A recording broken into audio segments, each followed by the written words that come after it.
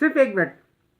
कभी आपने सोचा है कि हमारी कोई कीमती चीज़ अगर हमसे खो जाए या कोई छीन कर ले जाए तो कितना अफसोस होता है? कोई मोबाइल छिन जाए, कोई गाड़ी छिन जाए तो आदमी को कितना दुख होता है और कितना खुद तरसी का शिकार हो जाता है।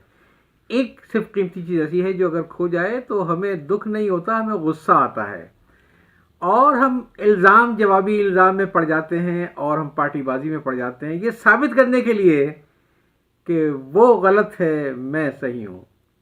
जी हाँ, आपने सही समझा, मेरी मुराद दोस्ती से है। ज़रा 1 मिनट को सोचिए तो सही, इतनी बड़ी दुनिया है, अरबों खरबों लोग हैं, हम बमुश्किल तमाम चंद सौ लोगों को जानते हैं जिनसे हम कलाम होना पड़ता है, और उनमें से भी कुछ हमारे स्कूल में दोस्त बनते हैं, कुछ कॉलेज में, कुछ दफ्तर में, कुछ महल्ले में, और वक्त के साथ साथ सारे ख़त्म रहते हैं।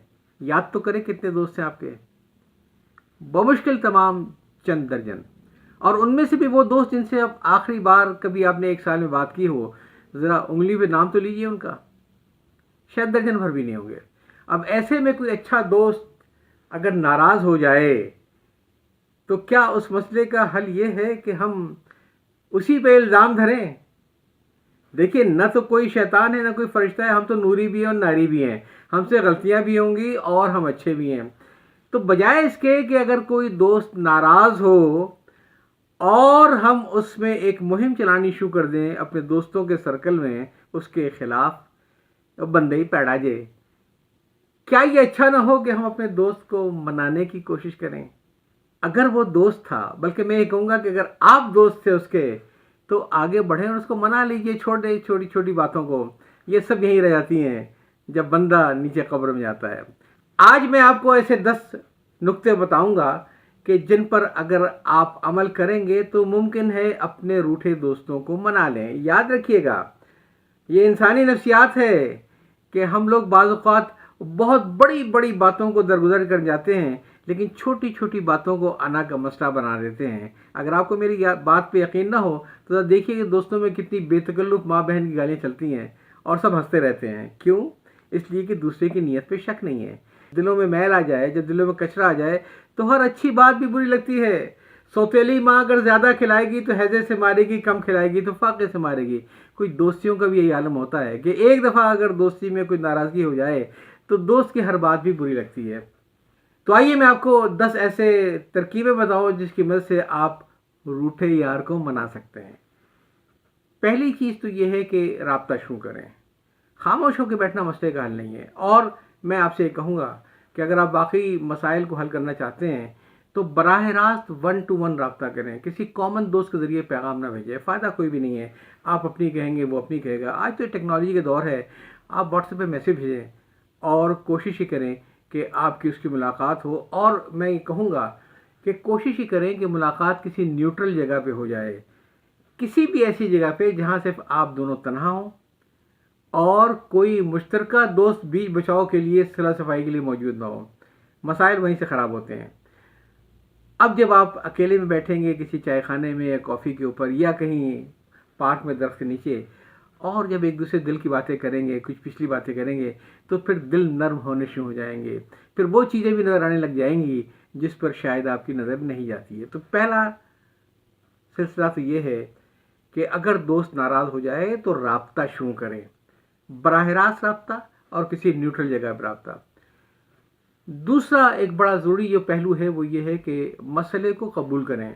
सिर्फ आंख बंद कर लेने से मसला हल नहीं होता। कोई तो वजह थी जो मामलात यहाँ तक ख़राब हुए हैं, उसको पहले डिग आउट करने की कोशिश करें। जब तक आप उस मसले को नहीं समझेंगे उसका हल नहीं निकाल सकते हैं। तो अगर आपको दोस्तियाँ रिवाइव करनी है, नाराज़ दोस्तों को राज़ी करना है, तो पहले उस मसले पर गौर करें कि फिर किसी नतीजे पर पहुँचें। हम लोग अक्सर ये करते हैं कि नतीजा पहले कायम कर लेते हैं और दलाइल बाद में इकट्ठे करते हैं, मसले कभी ठीक नहीं होते हैं।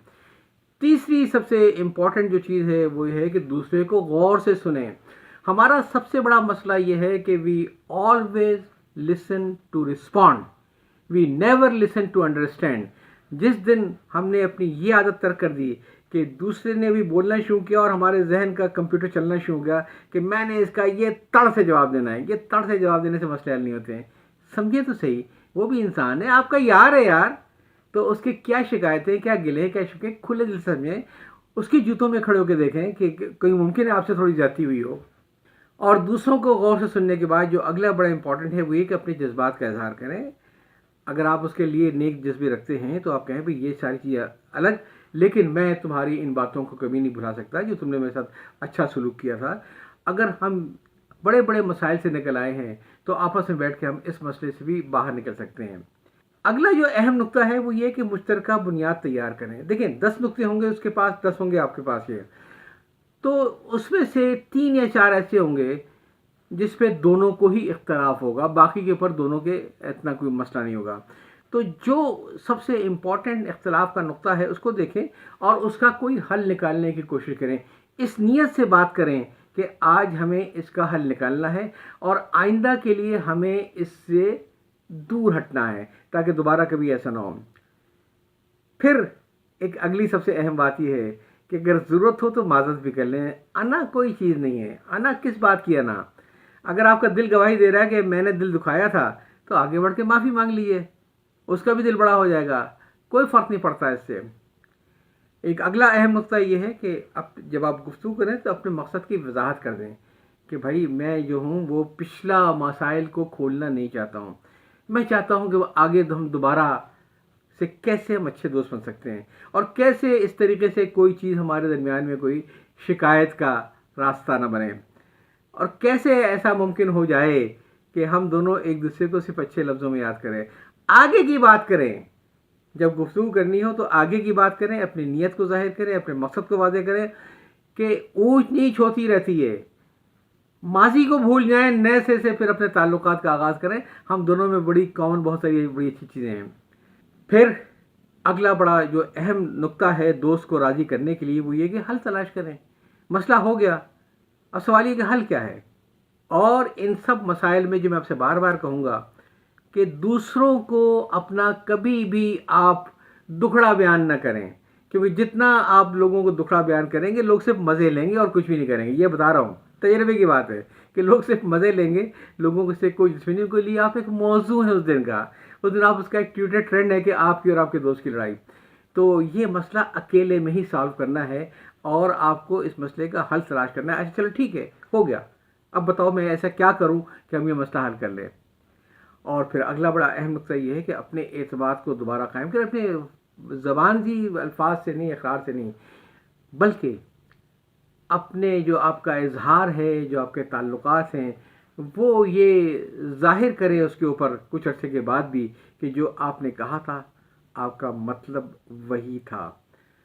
آپ اس کا اعتماد جیتنے کی کوشش کریں. دیکھیں ہوتا رہتا ہے 19-20، کوئی مسئلہ نہیں ہے، لیکن آئندہ کے لیے آپ اس کا اعتماد جیتنے کی کوشش کیجیے. اگر اعتماد قائم ہو گیا تو بڑی سے بڑی بات بھی لوگ آگے چل کے بھول جاتے ہیں. مسئلے کہاں خراب ہوتے ہیں؟ جب ہم نے خود ہی بہت پھیلا دیا ہوتا ہے ہر طرف. یہ 10 سے اس نے کہا، 15 سے میں نے کہا، 25 لوگ گواہ ہو گئے کہ ان کا آپس میں جھگڑا کیا ہے. نہیں، اس کی ضرورت ہی نہیں ہے. اور سب سے بڑی اور آخری چیز یہ ہے کہ آپس میں بات چیت میں اتفاق کریں. اگر مسئلہ اس پہلی نشست میں پوری طریقے سے ختم نہیں بھی ہو رہا ہے تو کوئی مسئلہ نہیں ہے. یہ کہیں کہ ٹھیک ہے ساری چیزیں ایک طرف، اب ہم یہ 3 یا 4 نقطے ہیں جس پر ہمیں بیٹھ کر بات کرنی چاہیے. اور اگر ہم نے ان 3-4 نقطوں کے اوپر کچھ لوگوں کی بنیاد پر پچھلی باتوں کو بھلا کر لیا تو ہم دوبارہ پھر نئے سے اچھے دوست بن جائیں گے. اور آخری سب سے اہم بات، بعض لوگوں کی انا ایسی ہوتی ہے کہ وہ آپ کی تمام کوششیں بیکار جائیں گی.